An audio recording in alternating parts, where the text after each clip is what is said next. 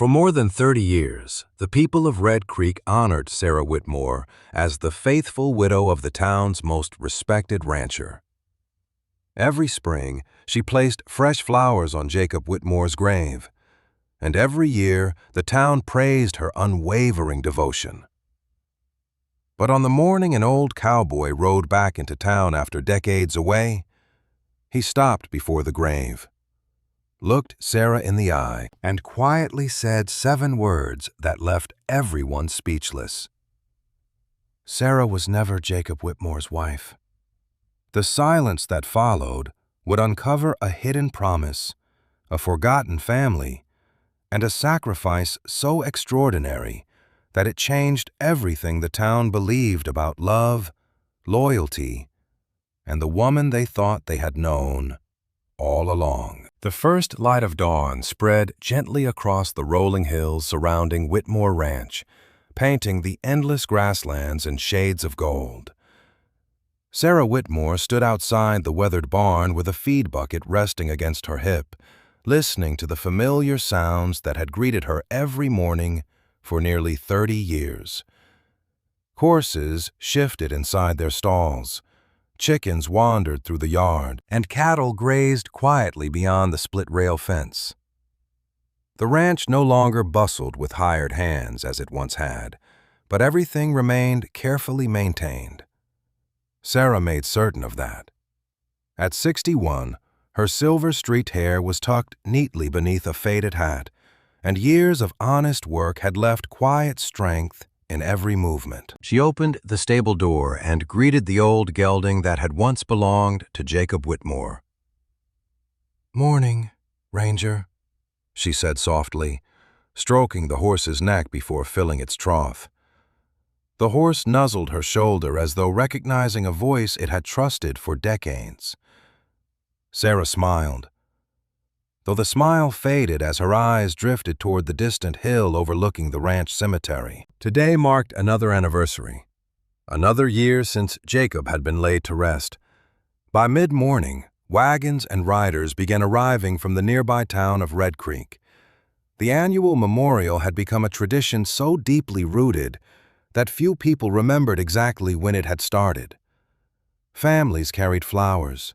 Children ran between the gravestones before being gently reminded to lower their voices, and older ranchers removed their hats the moment they stepped through the small wooden gate. Jacob Whitmore had been remembered as a fair rancher, a generous neighbor, and a man who never turned away anyone needing help. Sarah had spent 3 decades protecting both his ranch and his memory. Emily Dawson, the town's longtime school teacher and Sarah's closest friend, approached carrying a basket of fresh wildflowers gathered that morning.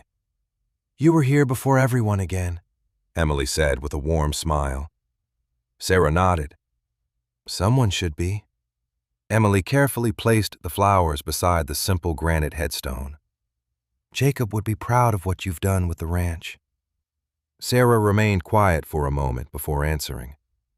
"I hope I've simply kept my promises." Emily looked at her kindly. "You've done far more than that." Soon the townspeople gathered in a wide circle around the grave. Reverend Collins offered a brief prayer, speaking of faith, kindness, and the importance of remembering those who built the community. Several older ranchers shared stories about Jacob lending horses during harsh winters or helping neighbors rebuild after storms. Each memory was followed by quiet laughter or respectful silence. As always, many eyes eventually turned toward Sarah. To everyone present, she represented unwavering devotion. The woman who had never remarried, the woman who still lived on Jacob's ranch, the woman everyone simply called the rancher's widow. After the service ended, neighbors lingered to greet one another while children wandered through the nearby meadow. Sarah thanked each visitor personally, accepting casseroles, fresh bread, and small bouquets offered by families who had repeated the same tradition year after year. One elderly ranch wife squeezed Sarah's hand gently. "Jacob was lucky to have you." Sarah answered with the same quiet smile she had offered for decades. "Thank you." She never corrected anyone. As the crowd slowly dispersed during the afternoon, a lone rider appeared along the dusty road leading toward the cemetery.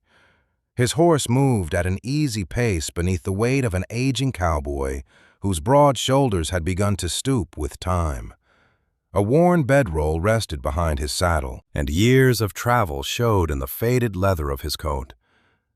Few people paid him much attention until he dismounted near the gate. Emily frowned slightly. "Do you know him?" Sarah glanced toward the newcomer, then froze. For an instant, the years seemed to disappear. "Sam," she whispered, almost silently. Samuel Cooper removed his hat before entering the cemetery. His gray beard was longer than Sarah remembered, and deep lines crossed his weathered face. But his steady eyes remained unchanged. He had once ridden beside Jacob across countless miles of open country before leaving Red Creek decades earlier. No one expected him ever to return. Sam walked slowly toward Jacob's grave, stopping beside the headstone without speaking. He rested one rough hand against the cool granite and closed his eyes briefly. Sarah approached carefully until they stood only a few feet apart. Neither spoke at first. Time itself seemed unwilling to interrupt the silence between two people carrying the same memories. Finally, Sam looked at her. "It's been a long time." Sarah managed a small nod. "Longer than I ever expected." "You kept the ranch." "Someone had to." Sam glanced across the pastures stretching toward the distant hills. Jacob would recognize every fence. "I made sure of it." Emily watched from several yards away, sensing history she did not understand. Other townspeople quietly drifted home, leaving the cemetery nearly empty. Sam's attention returned to the headstone. He removed his hat once more, studying the engraved name for several long moments. Then his expression changed. A deep sadness settled across his face. He leaned slightly closer to Sarah, lowering his voice until only she could hear. "They've believed the wrong story all these years." Sarah did not answer immediately. She simply looked at Sam Cooper, searching his weathered face for some sign that she had misunderstood him. The late afternoon breeze stirred the prairie grass around Jacob Whitmore's grave, while the last wagons disappeared down the road toward Red Creek. Emily Dawson glanced back once from the cemetery gate before quietly leaving the two old friends alone. When they were finally by themselves, Sarah spoke in little more than a whisper. "You shouldn't have said that here." Sam lowered his eyes. "I know. After all these years, especially after all these years." Sarah folded her hands tightly in front of her, trying to steady herself. "Some things were buried for a reason." Sam looked at the headstone again. Not everything buried belongs beneath the ground. Neither spoke for several moments. The silence carried the weight of decades neither had shared with another soul. At last, Sarah turned toward the ranch house. "Come with me." Sam nodded without another word and followed her through the familiar gate. The walk back to Whitmore Ranch was slow. Dust rose beneath their boots, while the setting sun cast long shadows across the fields. They passed the old windmill that still creaked in the evening breeze, and the weathered corral Jacob had built with his own hands. Sam paused beside one of the fence posts, running rough fingers across the smooth wood. "You replaced this section." Sarah smiled faintly. "Storm took the old one 15 winters ago." "You matched Jacob's work."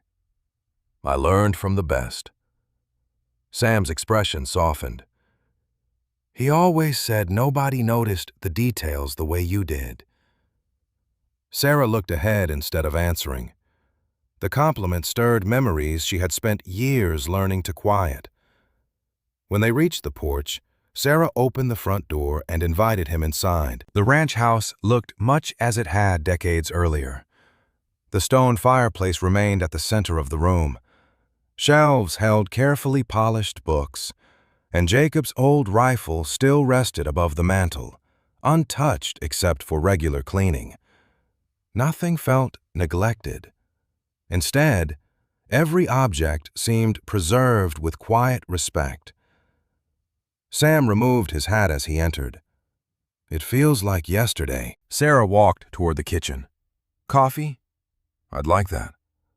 While water heated on the stove, Sam slowly examined the room. A framed photograph of Jacob stood on the side table beside another picture showing 3 young riders laughing beside a river. One was Jacob, another was Sam, the third was Sarah, years before silver had touched her hair. Sam smiled sadly. "I haven't seen that photograph in a lifetime." Sarah placed 2 cups on the table. "I almost put it away once."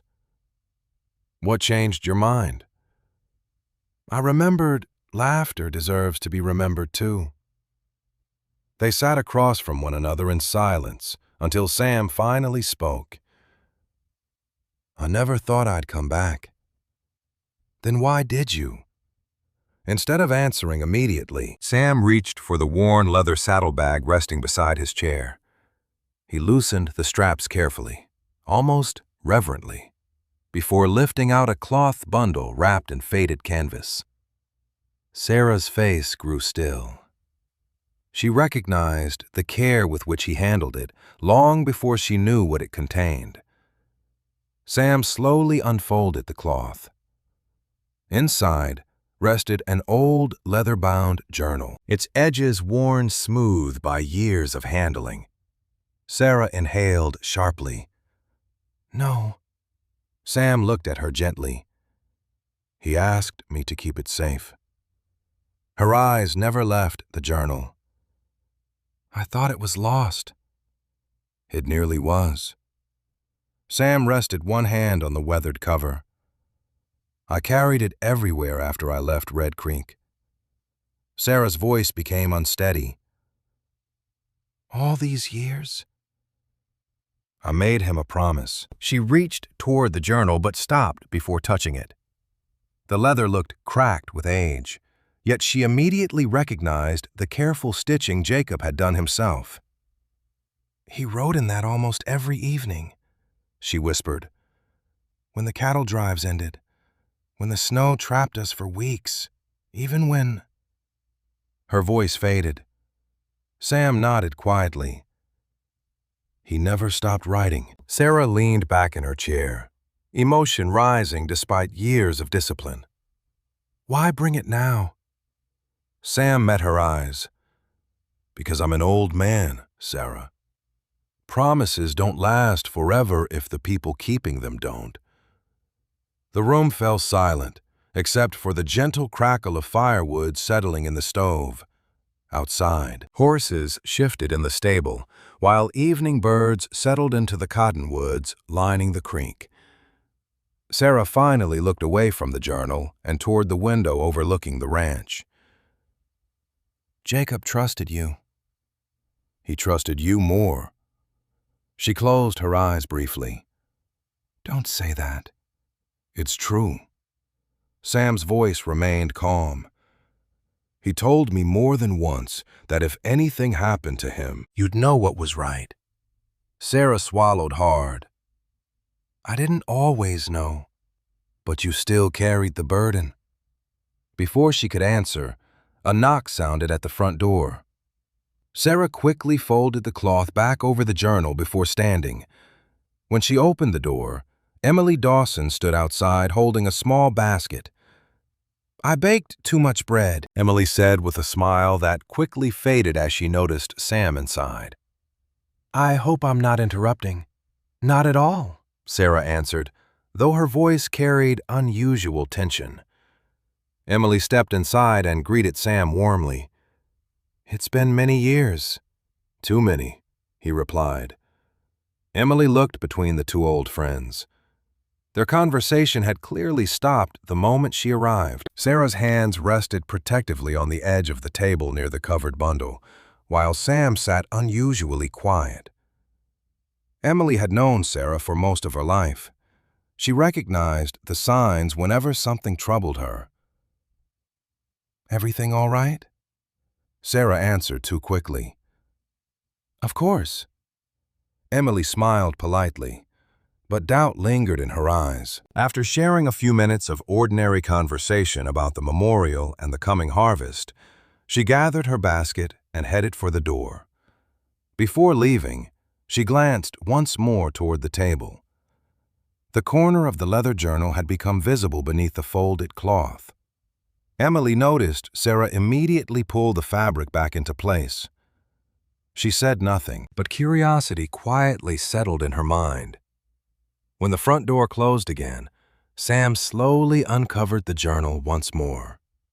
He rested his palm on its worn cover and drew a slow breath. "It's time." Sarah's face lost its remaining color. She shook her head almost imperceptibly. "Please, Sam." Her voice trembled for the first time in decades. "Don't open it. Not yet." The fire in the stone fireplace burned low as evening settled over Whitmore Ranch. Sarah remained seated across from Sam Cooper, her eyes fixed on the weathered journal resting between them. She had asked him not to open it, yet neither of them moved to put it away. The silence felt less like disagreement than hesitation. Sam finally spoke. "I promised I wouldn't read it unless the day came when the truth needed to be remembered." Sarah stared at the leather cover. "Maybe some promises should stay unfinished." Sam slowly shook his head. Jacob never believed that. He carefully opened the journal. The old leather creaked softly, releasing the faint scent of worn paper. The pages had yellowed with age, but Jacob Whitmore's steady handwriting remained clear. Sam turned past several blank leaves before stopping near the beginning. "He started this not long after buying the ranch," he said quietly. Sarah closed her eyes for a brief moment, hearing Jacob's voice in her memory long before the words were read aloud. Sam began. "Today the North Pasture finally belongs to us. I stood on the highest hill this morning and wondered whether a man can ever truly earn a place this beautiful. If I cannot, perhaps I can spend my life trying." Sarah smiled despite herself. "He always talked to the land as though it could answer." Sam nodded and continued reading. "Sarah laughed at me today because I thanked an oak tree for surviving another storm. She claims trees don't listen. I still believe they do." Sarah gave a quiet laugh that disappeared almost as quickly as it came. "I really did say that." The room seemed to grow warmer as the years quietly dissolved between them. Sam turned another page. "Sarah fixed the broken corral before I even noticed the damage. She pretends she doesn't care about this ranch, but I suspect she loves it as much as I do." Sarah looked down at her folded hands. "I was younger then." "You still care the same way," Sam replied gently. More pages followed, each revealing ordinary moments that had become precious simply because time had carried them away. Jacob wrote about branding calves beneath the summer sun, rescuing frightened horses during spring floods, and sharing evening meals after exhausting days in the saddle. Sarah appeared often within those pages not as a grand figure, but as someone always present when work needed doing or neighbors needed help. Sam smiled as he found another passage. "Sarah insists my coffee tastes like muddy creek water. She is probably right. She made another pot without saying a word and somehow convinced me it had been my idea." Sarah shook her head with an embarrassed smile. He never let me forget that. Sam chuckled softly. Neither did I. The memories lightened the room until the journal slowly began to change. Sam noticed the handwriting growing less playful. The entries became shorter, more thoughtful. He continued carefully. The town has begun making assumptions neither Sarah nor I encourage. Every dance, every church supper, every harvest festival ends with someone asking when we'll finally marry. Sarah simply smiles and changes the subject. Sarah looked toward the window, where darkness had settled over the ranch. People talked. They certainly did. Sam turned another page. I wish life were as simple as everyone believes. Sarah deserves honesty. Instead, I keep asking for more time. Sam stopped reading for a moment. Sarah remained silent. Outside, the wind brushed softly against the porch, as if the prairie itself had paused to listen. He never told me he wrote that, Sarah whispered. Sam looked at her. He didn't tell anyone. Another page waited. Sam says I'm worrying too much. Maybe he's right. Maybe everything will work itself out before winter. I hope so. Sarah has already sacrificed enough without knowing it. Sarah slowly lifted her eyes. Enough, she repeated quietly. Sam shrugged. That's all it says. He read on. Every promise has a cost. I only pray she never has to pay mine. Sarah pressed her lips together. Her breathing had become noticeably slower. Sam watched her carefully before continuing. There are days when I almost tell her everything. Then I remember what is at stake, and the words remain trapped where no one can hear them. The room fell silent once again. Sarah stood and walked toward the fireplace, resting one hand against the mantel beneath Jacob's old rifle. The dancing flames reflected in her eyes. He always believed he could fix every problem if he waited long enough. Sometimes he could, Sam answered. Sometimes. Sarah remained facing the fire. And sometimes time simply made things harder. Sam turned another page. The date written across the top came several months after the earlier entries. Jacob's handwriting looked hurried. I spoke with Sarah today. She asked whether something was wrong. I lied and said I was only tired. She deserved the truth. Instead, I gave her another excuse. Sarah closed her eyes. She remembered that afternoon. She had noticed the strain in Jacob's face, but accepted his explanation because she trusted him. Now, decades later, the memory carried a quiet ache. Sam continued reading. She still believes our greatest problem is another dry season. I wish that were true. His voice softened. There is another promise now, one I never expected to carry. I cannot explain it yet, even here, not until I know everyone involved will be safe. Sam lowered the journal slightly. That's the first time he mentions it.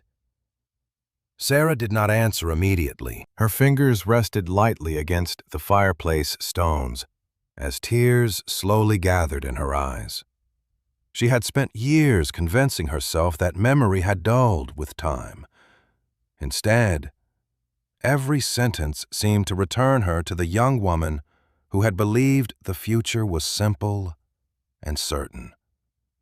Sam closed the journal gently, without saying another word. Sarah finally wiped one tear from her cheek before turning back toward the table. He never wanted anyone to think badly of anyone else, she said softly. No, Sam agreed.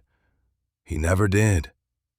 Sarah looked once more at the worn leather cover, then whispered almost to herself, I remember the day everything changed. Writing. Sarah remained beside the fireplace, one hand resting against the stone mantel as if she needed its strength. Sam watched her in silence, the open journal between them, for several moments. Neither spoke. Then Sarah turned from the fire and returned to the table. "It was late summer," she said quietly. The heat had dried the creek low enough to cross on foot, and Jacob had been disappearing for hours at a time. Sam nodded. "I remember." He turned to the next dated entry and began reading. "I rode east again today. She was waiting near the abandoned line cabin. Frightened someone had followed her. I brought flour, medicine, and enough dried meat for another week. She refused to take the money." Sarah closed her eyes briefly. The memory rose clearly. Jacob returning after sunset with dust on his coat and worry in his face, claiming a broken fence had delayed him. "That was the first lie I knew was a lie," she said. Sam lowered the journal. "What did you do?" "I followed him the next morning." She had kept her distance along the eastern trail, using cottonwoods and low ridges for cover. Jacob had ridden past the last Whitmore fence and continued into land rarely visited except during cattle drives. When he reached an abandoned line cabin near a dry ravine, a young woman stepped from the doorway. Even from far away, Sarah saw how thin she was. Her dress was dusty, her dark hair loosely tied, and one hand remained pressed protectively against her side. Jacob dismounted and carried supplies inside. Sarah waited until he rode away, then approached the cabin alone. The woman had been standing near the small window when Sarah knocked. Fear crossed her face before she opened the door. "My name is Sarah," she said. "I know Jacob Whitmore." The woman nearly closed the door. Sarah stopped it gently with one hand. "I didn't come to harm you." Inside, the cabin held almost nothing. One narrow cot, a cracked wash basin, a cold stove, and several folded blankets. A small bottle of medicine rested beside the food Jacob had delivered. The woman introduced herself only as Clara. She spoke carefully, as though each word might place her in danger. Sarah noticed bruises fading along one wrist and a torn traveling bag beneath the cot. "Who are you hiding from?" Sarah asked. Clara looked toward the door. "People who believe land matters more than life." She would say little else. A dispute had forced her to flee her family's property south of Red Creek. Men connected to the claim had searched stage stops and boarding houses for her, hoping to force her signature onto documents she refused to sign. Jacob had found her exhausted beside the eastern trail and brought her to the cabin before anyone recognized her. "Why didn't he tell me?" Sarah asked. Clara's expression softened with shame. "Because I begged him not to tell anyone." Sarah felt anger then, but it was not directed at the frightened woman. Jacob had carried the danger alone, believing secrecy was the only protection he could offer. Sarah returned to the ranch before him and waited on the porch. When Jacob rode into the yard at dusk, he knew immediately. "You followed me," he said. "You lied to me." He dismounted slowly. "I was trying to keep you out of it." "You don't protect people by making them blind." Jacob removed his hat and looked toward the eastern hills. Clara could lose everything, maybe more than everything. Then we help her. He turned sharply. "Sarah, you don't understand. Then explain it." Jacob struggled for words, but Sarah had already made her decision. Before sunrise the next day, she loaded blankets, soap, clean clothing, and food into a wagon. Jacob found her tightening the harness. "What are you doing?" "What you should have asked me to do from the beginning." They traveled together to the cabin.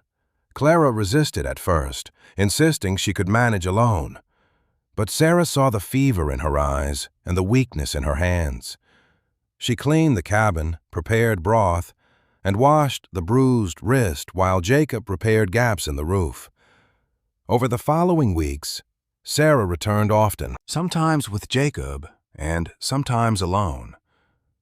Trust formed slowly. Clara revealed little about the land dispute, but she spoke of a father who had died suddenly, relatives who wanted her inheritance, and papers she had hidden before fleeing.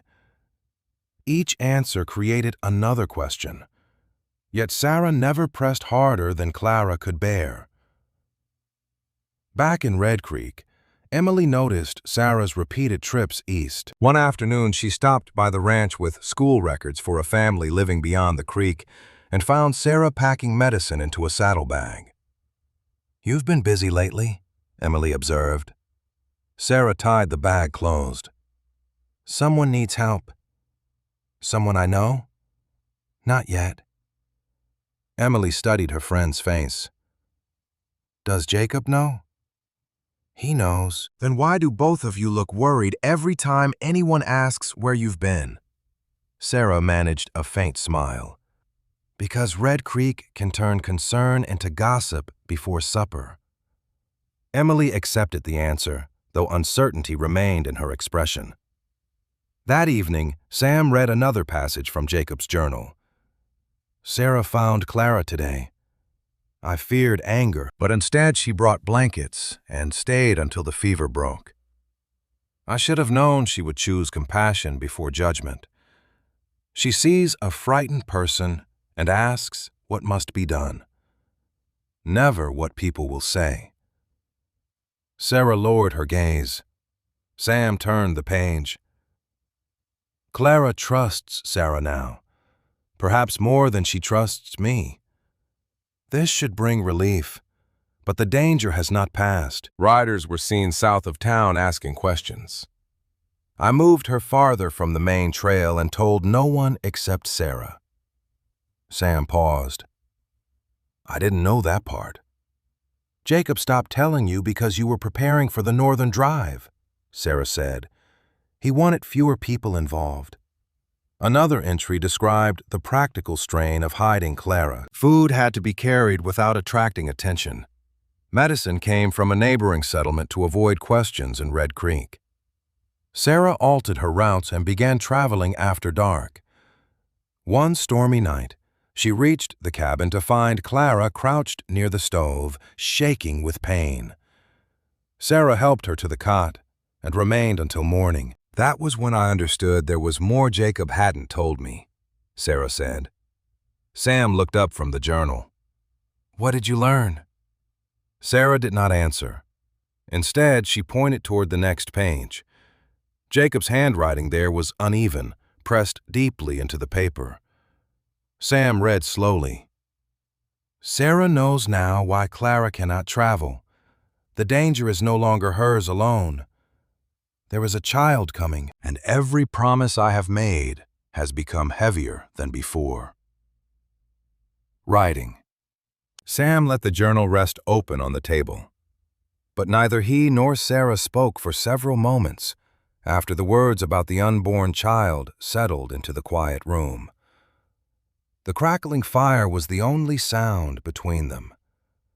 Sarah finally reached out, gently brushing her fingertips across the worn page without touching the ink itself. "That was the day everything became different," she said softly. "Not because I stopped loving Jacob, but because I understood what he was trying to protect." Sam nodded. "And you stayed. There was never another choice." He continued reading. "Clara's condition grows more difficult each week. Sarah visits almost every day now. I sometimes think the two of them understand each other better than either understands me. Sarah has shown more courage than I deserve." Sarah smiled faintly through tired eyes. "He always exaggerated." "No," Sam replied quietly. "He rarely did." The journal described the passing weeks with increasing urgency. Clara could no longer remain alone for long periods, and Sarah often stayed through entire afternoons while Jacob managed the ranch by himself. She prepared meals, washed blankets, repaired Clara's clothing, and spoke gently whenever fear overwhelmed the young woman. Trust slowly replaced suspicion. One rainy evening, as thunder rolled across the prairie, Clara finally told Sarah the truth she had hidden from everyone else. The child she carried was Jacob's. Sarah remembered sitting beside the small stove, her hands wrapped around a tin cup that suddenly felt too heavy to hold. Clara had expected anger.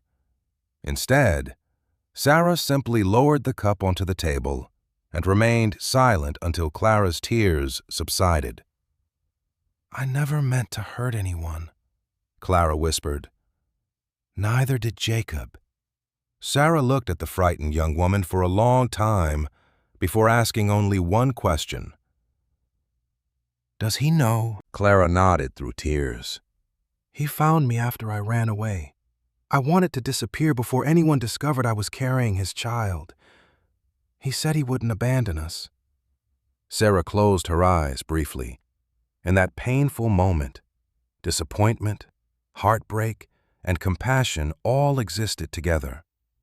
She had imagined a future beside Jacob for years without either of them ever speaking openly about it. Yet sitting before her was a terrified woman, carrying an innocent life that depended entirely on the choices they made next. Sarah did not blame the child. She did not even blame Clara. She simply accepted that life had taken a path none of them had expected. When Jacob arrived later that evening, Sarah stepped outside before he reached the cabin. Rain fell steadily around them. Neither spoke at first. Finally, Jacob removed his hat. "She told you." Sarah nodded. "She did. I'm sorry." She looked directly into his eyes. "Are you sorry because you love her?" Jacob hesitated only a moment. "I'm sorry because I never wanted to cause you pain." Sarah swallowed the ache rising inside her. "That wasn't my question." Jacob looked toward the dark hills beyond the cabin. "I love her because she's carrying my child, and because I failed to protect her before any of this happened. I also care about you more deeply than I know how to explain." Sarah gave a sad smile. "Sometimes life doesn't allow simple answers." Jacob lowered his head. "No."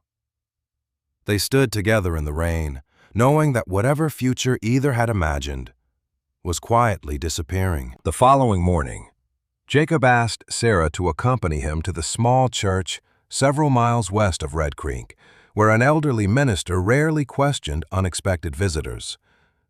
Clara waited inside, nervous and pale, wearing the plain blue dress Sarah had repaired the previous week. Only 4 people stood in the tiny sanctuary: the minister, Jacob, Clara, and Sarah. No family attended. No music played. The ceremony lasted only a few minutes.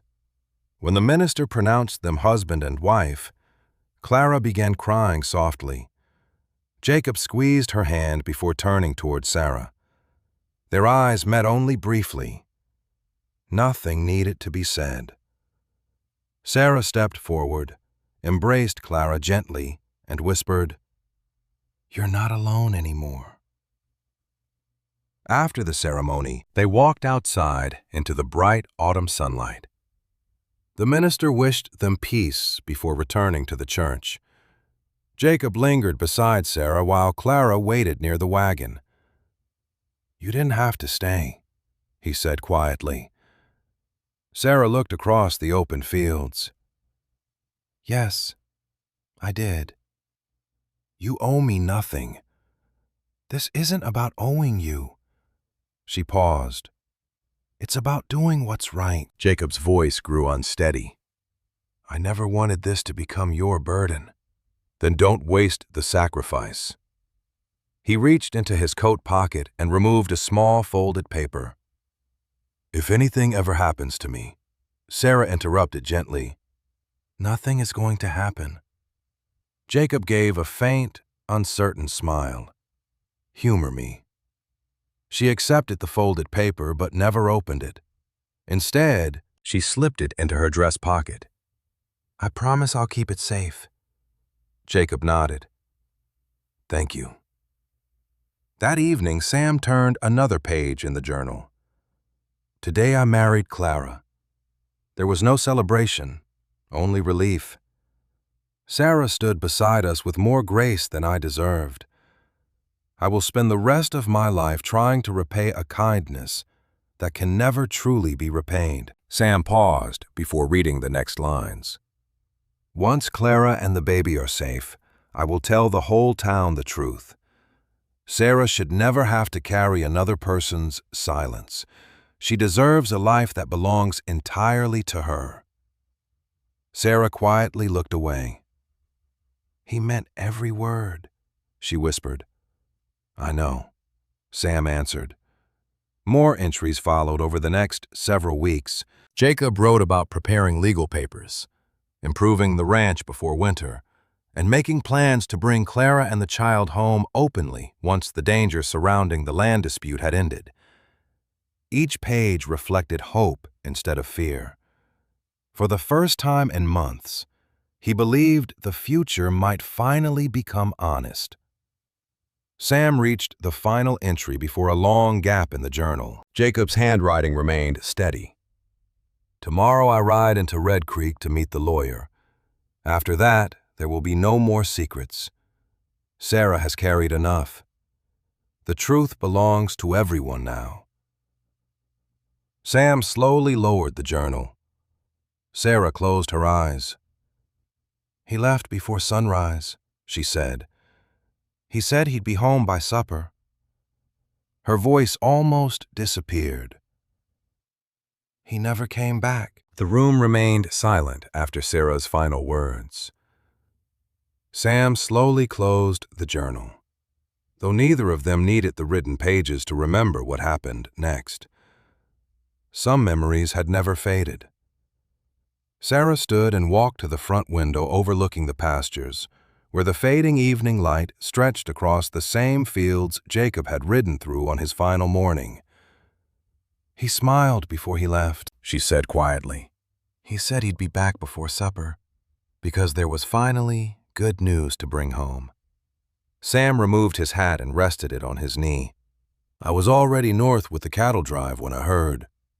Sarah nodded. You missed the funeral. By the time I returned, everything had already changed. Her eyes remained fixed on the distant hills. It changed in a single afternoon. Jacob never reached the lawyer's office. His horse returned to Red Creek alone near sunset, with torn reins dragging through the dust.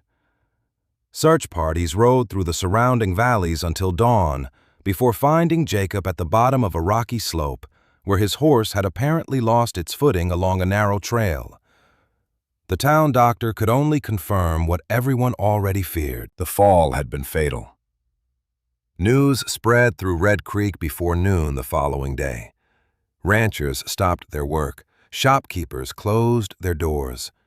Church bells rang across the valley. Sarah remembered standing on the porch as neighbors arrived one after another, each carrying the same expression of disbelief. Emily reached the ranch first, embracing Sarah without saying a word. Sometimes grief needed no explanation. Clara remained hidden in the eastern cabin. Traveling openly was still too dangerous, and Jacob's death made the situation even more uncertain. Sarah rode to her before anyone else could ask questions. She found Clara sitting silently beside the cold stove, already aware something terrible had happened, simply by the look on Sarah's face. No, Clara whispered before Sarah even spoke. No, please. Sarah knelt beside her and gently took her trembling hands. I'm so sorry. Clara buried her face against Sarah's shoulder and wept until exhaustion left no tears remaining. Sarah stayed beside her through the night, preparing food neither of them could eat. and keeping the fire alive while silence settled over the small cabin. The following morning brought practical decisions that grief could not delay. Someone had to arrange the funeral. Someone had to feed the livestock. Someone had to answer questions. Sarah quietly accepted every responsibility without complaint. The entire town assumed it was only natural. After all, everyone already believed she would have been Jacob's wife someday. When the funeral was held 3 days later, nearly all of Red Creek gathered beneath gray autumn skies. Reverend Collins spoke kindly about Jacob's generosity and honest character. Ranchers carried the casket, while neighbors stood with lowered heads. Sarah remained beside the grave from beginning to end, saying little beyond thanking those who had come. Emily stayed close throughout the service, occasionally reaching for Sarah's hand. As people slowly drifted away, one elderly rancher paused beside Sarah. "You'll never have to face this alone, Mrs. Whitmore." Sarah looked at him, surprised by the title. Before she could answer, another woman stepped forward. Jacob would be proud of his widow. The word spread naturally from one person to another. No one questioned them. No one stopped to ask whether a wedding had ever taken place. They simply saw the woman who had stood beside Jacob for years, who now stood alone beside his grave. Sarah opened her mouth once, intending to explain, but the image of Clara alone in the cabin flashed through her mind. She saw the frightened young woman carrying Jacob's unborn child, still vulnerable, still hiding from people who might discover her if too many questions were asked. Sarah slowly closed her mouth again. She let the misunderstanding remain. Back in the present, Sam looked toward her. "You could have corrected them." Sarah gave a tired smile. "Yes." "Why didn't you?" She answered without hesitation. "Because the truth wasn't mine alone." The days after the funeral became a blur of work. The ranch could not wait for sorrow to pass. Fences needed repair before winter. Horses required care. Bills had to be paid. Sarah managed every task while making regular trips to the eastern cabin. Clara's pregnancy grew more difficult as the weather turned colder. Sarah carried blankets, medicine, and supplies across muddy trails, always choosing hours when few travelers would notice. The child was born quietly several weeks later, with the help of a midwife from a neighboring settlement who agreed to ask no unnecessary questions. Sarah remained through the long night, comforting Clara until the tiny infant finally cried for the first time. She remembered Jacob then, more painfully than ever. He had never seen the child he had promised to protect. The following spring, Clara left Red Creek with the baby after receiving word that the immediate danger surrounding the disputed property had eased. Sarah embraced her before sunrise near the Eastern Trail. "You'll always have a home if you need one," she said. Clara's eyes filled with tears. "I can never repay what you've done." Sarah gently touched the baby's tiny hand. "You don't have to." They rode away before the town awakened. No one in Red Creek knew they had ever been there.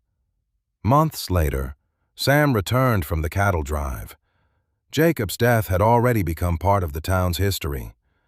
Sarah met him at the ranch, where she quietly told him everything Jacob had never had the chance to explain. When she finished, Sam looked toward the journal lying on the kitchen table. "What do we do now?" Sarah answered after a long silence. "We protect the promise he left behind."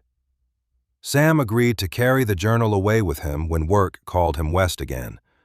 He believed distance would keep it safe until the proper time came.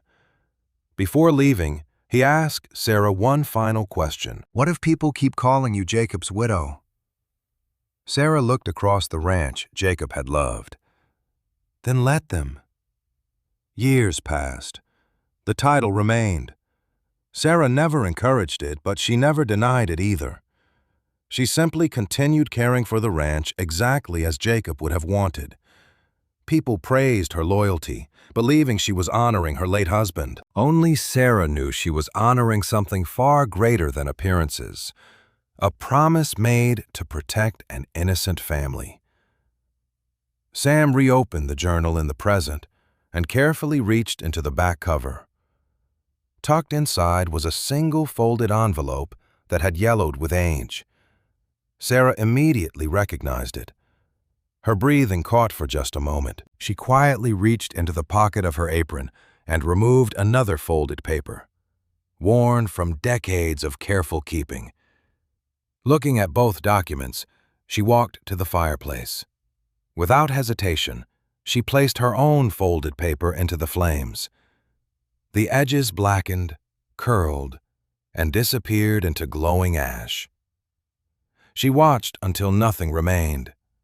Then she turned back towards Sam. "That was the last letter he ever gave me," she whispered. "Everything else belongs to the future." By the following morning, the news of Sam Cooper's return had spread through Red Creek. Though no one knew why he had come or how long he intended to stay, Sarah kept to her usual routine, feeding the horses before sunrise and checking the north fence where a section had begun leaning after recent rain. Work gave her hands something steady to do, but her thoughts remained fixed on the journal and the old envelope still tucked inside its back cover. Shortly before noon, a young man rode into the ranch yard carrying a leather document case. Daniel Harper, the town's new lawyer, had handled land transfers, wills, and boundary disputes across the county for nearly 5 years. He was careful, polite, and known for noticing details others ignored. Sarah wiped her hands on her apron as he approached the porch. "Miss Whitmore," he said, removing his hat. Few people used that name anymore, Sarah noticed. "Mr. Harper." Daniel shifted the case beneath one arm. "I hope I'm not intruding. The county office asked me to review several old ranch records before the winter assessment. Some of the Whitmore documents are incomplete." Sarah's expression tightened slightly. "Incomplete how?" "Nothing alarming. The original deed is recorded, and the taxes are current, but Jacob's estate papers are unusually thin for a property this size." Sarah looked toward the barn, where Sam was repairing a saddle strap in the shade. He had heard enough to stand and walk toward them. Daniel greeted him respectfully, then opened the leather case on the porch table. Inside were copies of yellowed deeds, tax ledgers, and handwritten filings from decades earlier.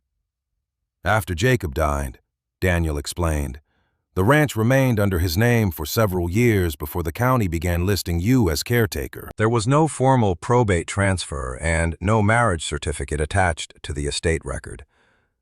Sarah held his gaze. "People didn't always handle papers properly back then." "That's true," Daniel said.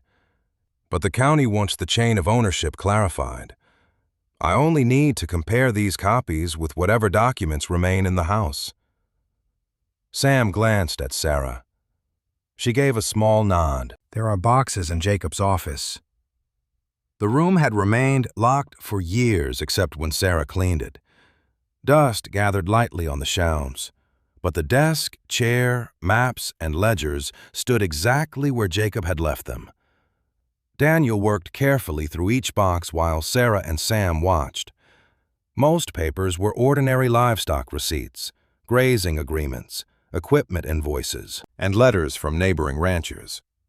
Yet one ledger contained repeated payments to a settlement south of Red Creek, all made during the months before Jacob's death.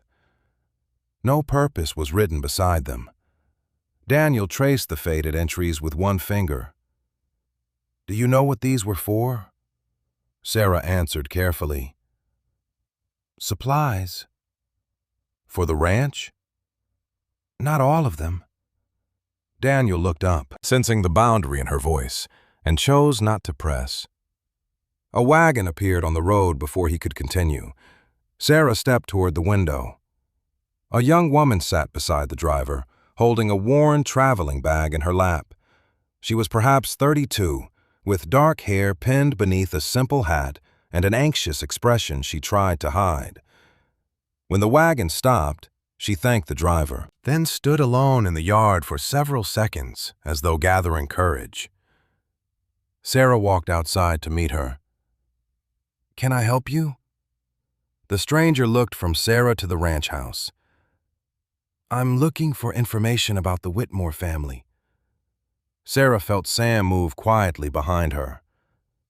"My name is Sarah Whitmore." The young woman drew a slow breath. "I'm Grace Ellis." She opened her bag and removed a folded page protected between two pieces of cardboard. "My mother died last winter. Before she passed, she gave me this and told me that if I ever wanted to understand where I came from, I should begin here." Sarah accepted the page with both hands. It was a copy of an old map showing the Eastern Trail, the abandoned line cabin, and the southern road beyond Red Creek. A small circle had been drawn around Whitmore Ranch. In one corner, written in faded ink, were the initials C.E. Sarah's chest tightened. "Your mother's name?" she asked softly. "Clara Ellis." Sam lowered his head. Daniel remained near the office doorway, unaware of the history contained in those two words, but immediately alert to Sarah's reaction. Grace continued. "She never spoke much about her younger years. She only said someone in Red Creek had once saved her life." Her eyes searched Sarah's face. "Do you know who she meant?" Sarah folded the map carefully. "Come inside." Grace sat at the kitchen table while Sarah prepared coffee and bread. The conversation moved slowly. Grace had grown up in a small settlement far south of the valley. Clara had raised her alone and worked as a seamstress. She never remarried, rarely spoke of Grace's father, and kept only a handful of papers in a locked wooden box. After Clara's death, Grace found the map, several receipts, and one old photograph too faded to identify clearly. "I thought perhaps my father worked here," Grace said. "Or maybe my mother did." Sarah placed a cup before her. "Did she ever mention Jacob Whitmore?" Grace hesitated. "Only once. She said he was a good man who died before he could put something right." Sam looked toward the window. Daniel opened his document case again. "Miss Ellis, the county records may contain names connected to the ranch. With your permission, I can compare the dates on your papers." Grace agreed. They spent the afternoon examining receipts and ledgers. Several amounts in Clara's box matched payments recorded in Jacob's books. One receipt came from the same distant midwife who had helped deliver Clara's child. Another listed medicine purchased only weeks before Grace's birth. The practical evidence formed a pattern no one could ignore. Grace watched Sarah carefully. "You knew my mother." It was not a question. Sarah sat across from her. "Yes." Grace's eyes filled with a mixture of relief and hurt. "Why didn't she ever tell me?" "Because she was afraid the past might follow you." "Follow me from what?" Sarah looked down at her hands. "From people who once wanted what belonged to her." Grace absorbed the answer in silence. She did not yet know the whole truth, but she understood enough to feel the weight of what had been hidden. Daniel returned to Jacob's office and searched the bottom drawer of the desk, where several papers had fused together from dampness. He separated them carefully and found a narrow document folded beneath an old survey map. The page appeared to be a legal statement prepared but never filed. Most of the ink had faded, yet the final line remained visible. Daniel carried it into the kitchen. "Miss Whitmore," he said, "you should see this." Grace stood beside him as he unfolded the paper. Near the bottom, beneath a declaration concerning the protection of Clara Ellis and her child, was a signature written in firm, unmistakable script. Grace stared at the name for several seconds before whispering, "Jacob Whitmore." Grace remained motionless, her eyes fixed on Jacob Whitmore's signature at the bottom of the unfinished legal statement. Daniel Harper carefully laid the document flat across the kitchen table, making certain the fragile paper would not tear. Sam stood quietly near the window, while Sarah watched Grace absorb the discovery without interrupting her thoughts. At last, Grace looked up. "He knew my mother," Sarah answered softly. "Yes. He was trying to protect us." Sarah hesitated only a moment before nodding. "He was."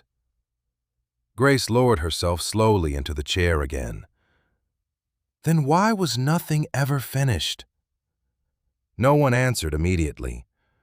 Daniel gently folded the legal statement closed again. "Based on the date," he said, "this appears to have been prepared shortly before Mr. Whitmore's death. It may simply never have reached the county office." Grace looked toward Sarah. "Did you know about this paper?" Sarah shook her head. "No.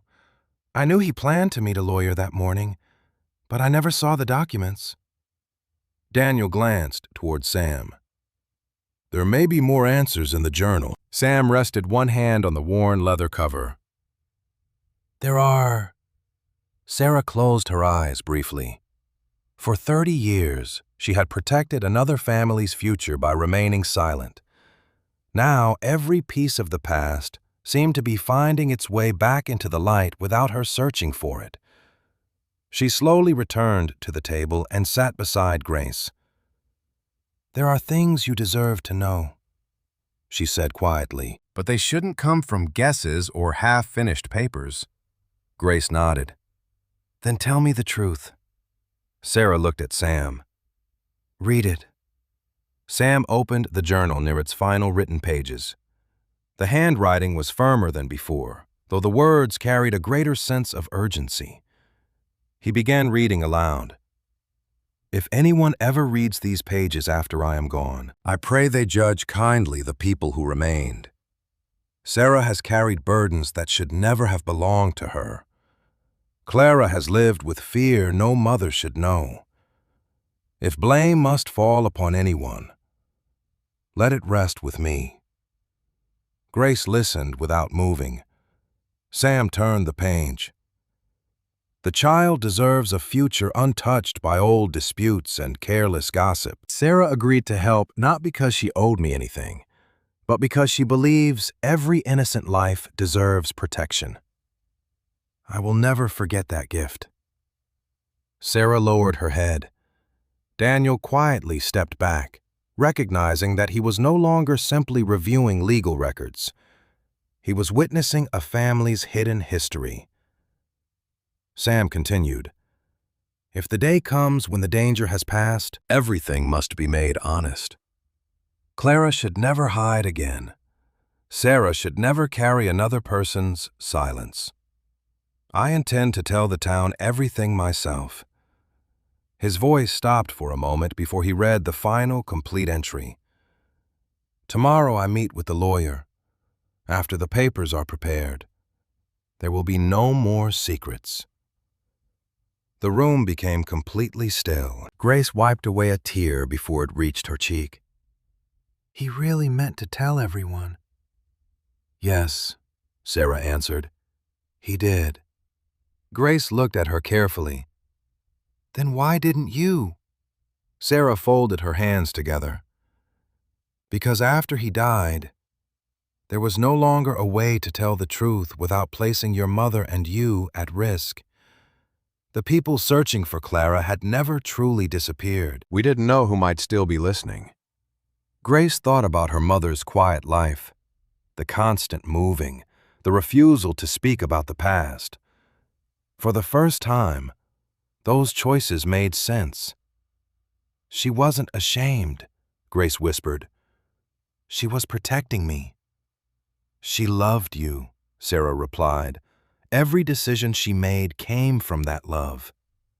Grace's eyes filled again. And you helped her, Sarah smiled sadly. Anyone who knew your mother would have done the same. Sam gently closed the journal. Not everyone would have sacrificed 30 years.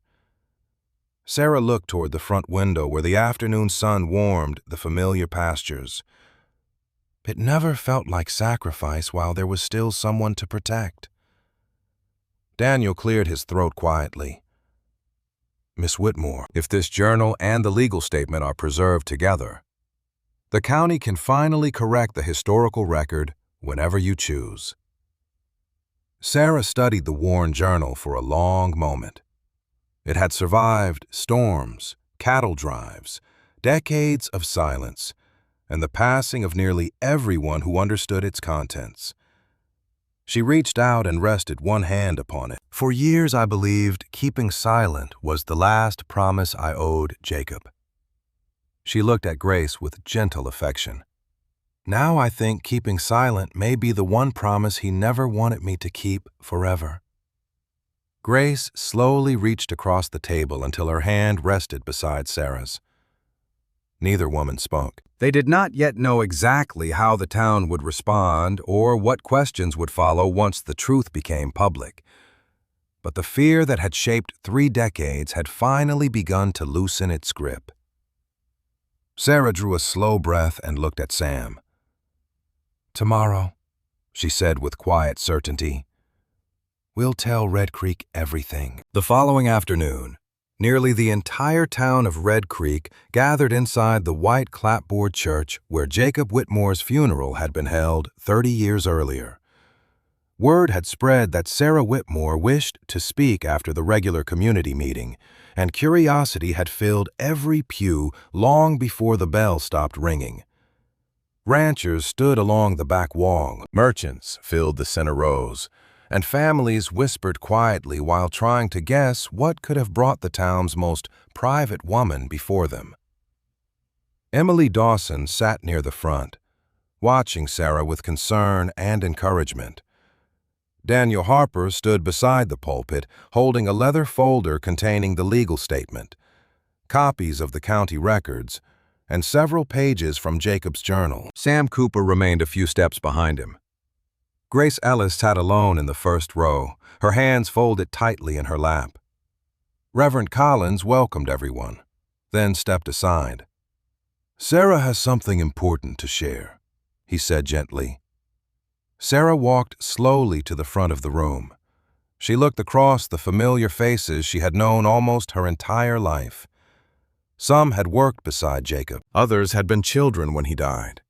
All of them believed they already knew her story. She took a steady breath before speaking. For 30 years, this town has shown me kindness I never expected, and support I will always remember. Many of you have called me Jacob Whitmore's widow. A murmur of quiet agreement passed through the room. Sarah lowered her eyes briefly before lifting them again. I need to tell you that I was never Jacob's wife. Silence settled instantly over the church. Several people looked toward one another in confusion. Emily stared at Sarah, unable to hide her surprise. Sarah continued before anyone could speak. I never corrected the misunderstanding because doing so would have placed other people in danger. Daniel stepped forward and carefully unfolded the legal statement for those nearest to see. These records were found in Jacob Whitmore's office, he explained. They were prepared shortly before his death, but were never filed. Sam opened the journal and began reading the passages Jacob had written about Sarah's loyalty, Clara's fear, and his intention to tell the truth himself after meeting the lawyer. Every sentence echoed through the quiet church. No one interrupted. No one moved. When Sam finished, Sarah spoke again.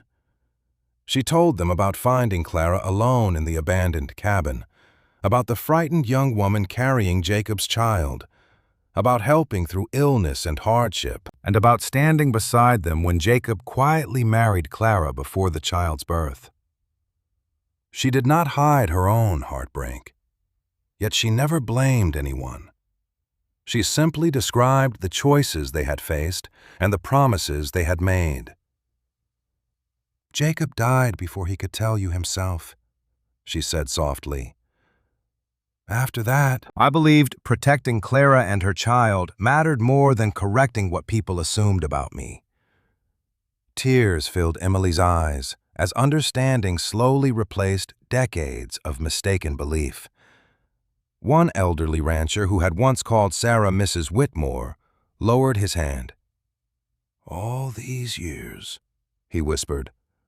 Sarah nodded gently. "Yes." Daniel then invited Grace to stand. She walked slowly to the front of the church, visibly nervous. Sarah placed a reassuring hand on her shoulder. "This is Grace Ellis," she said, "Clara's daughter." The congregation turned toward the young woman with quiet attention. Grace looked across the room before speaking. "My mother never told me everything because she believed the past should never endanger my future. I only learned the truth after she died." Her voice trembled slightly. She never spoke of Sarah with anything but gratitude. She looked toward Sarah. "Now I understand why."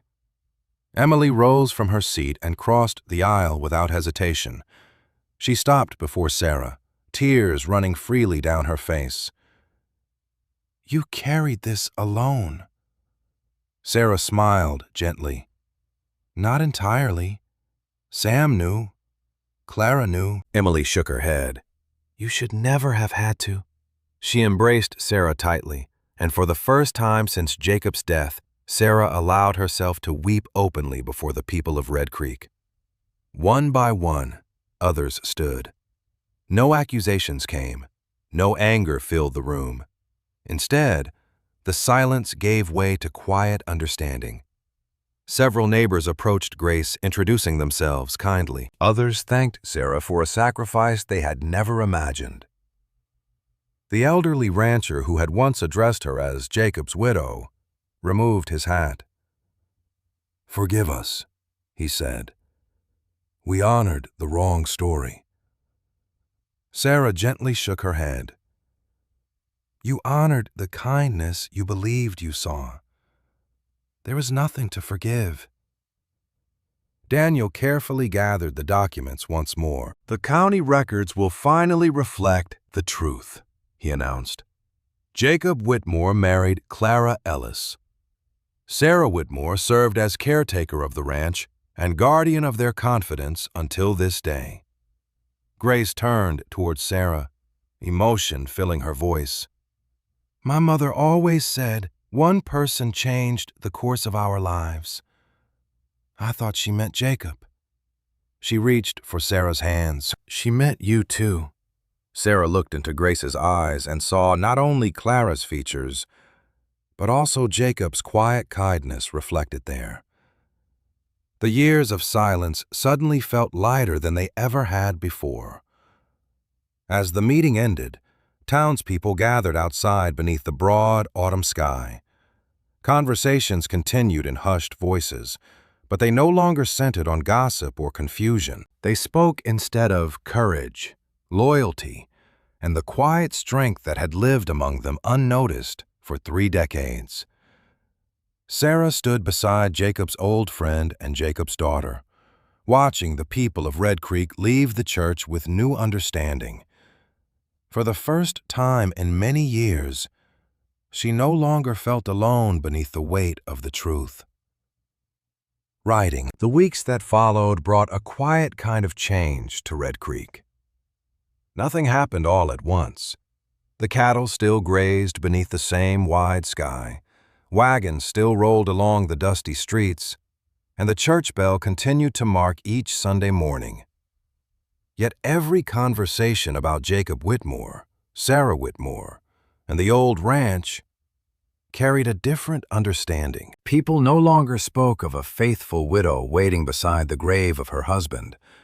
Instead, They spoke of a woman whose loyalty had reached beyond her own happiness to protect another family.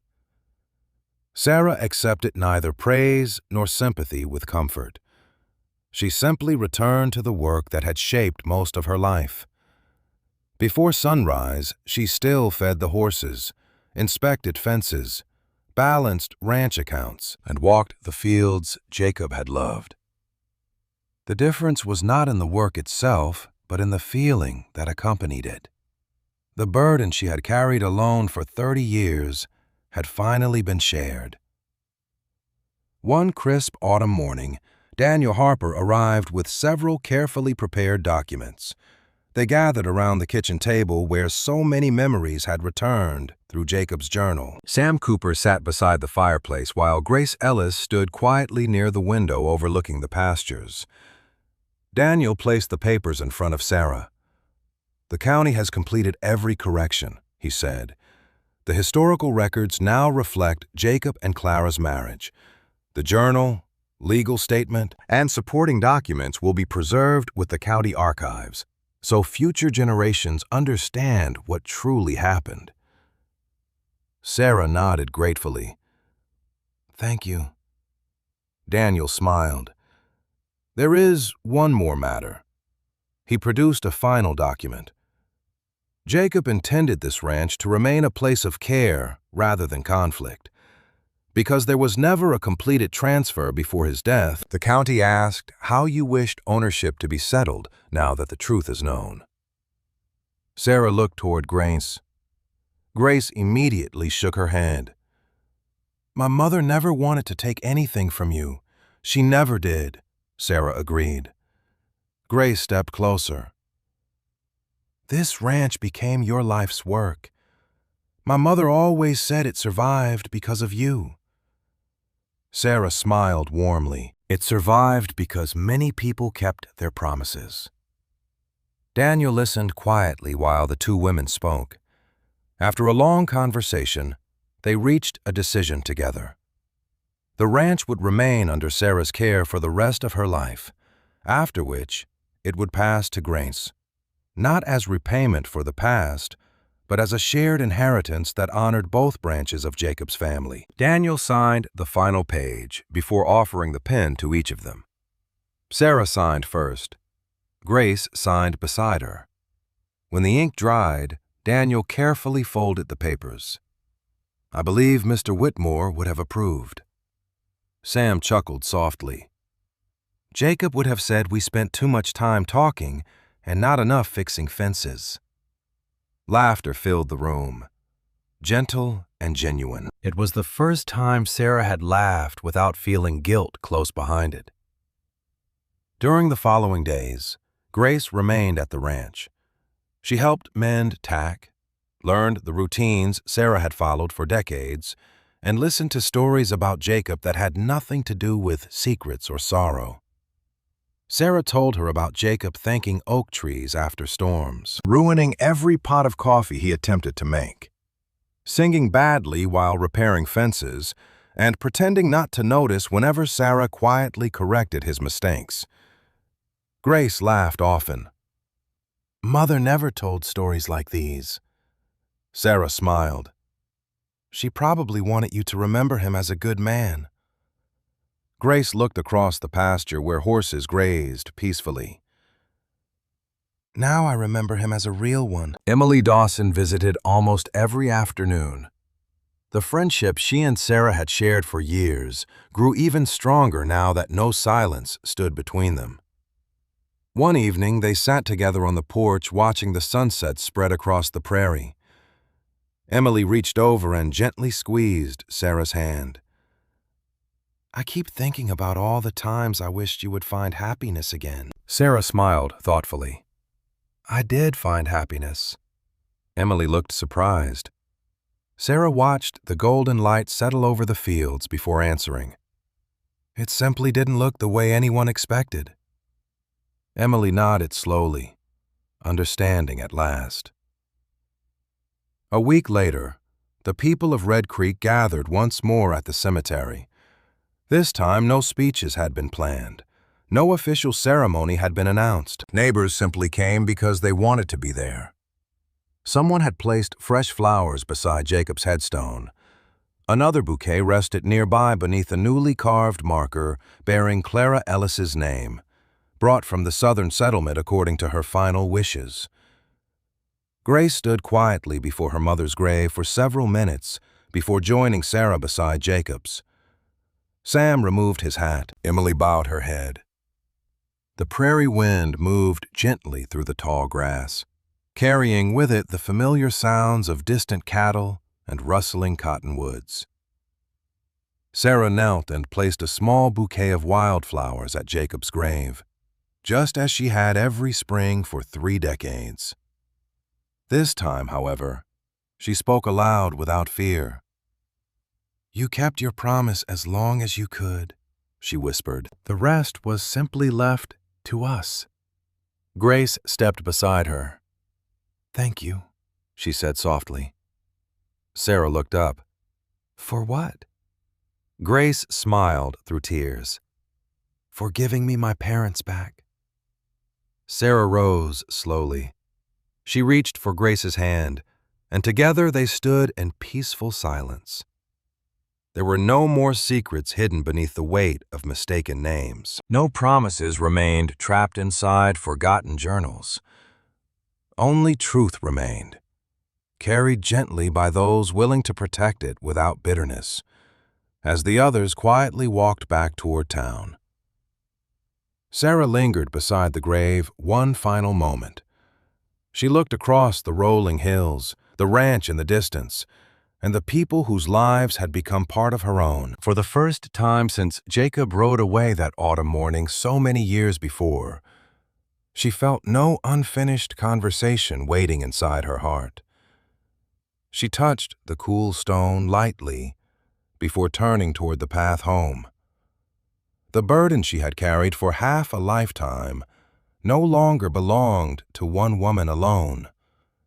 It had become a story of kindness, sacrifice, and quiet courage that would remain in Red Creek long after every witness was gone.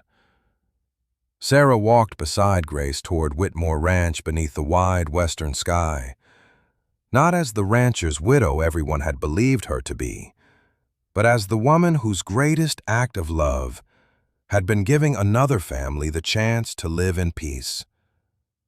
And in the end, that truth became the finest legacy Jacob Whitmore left behind. Writing.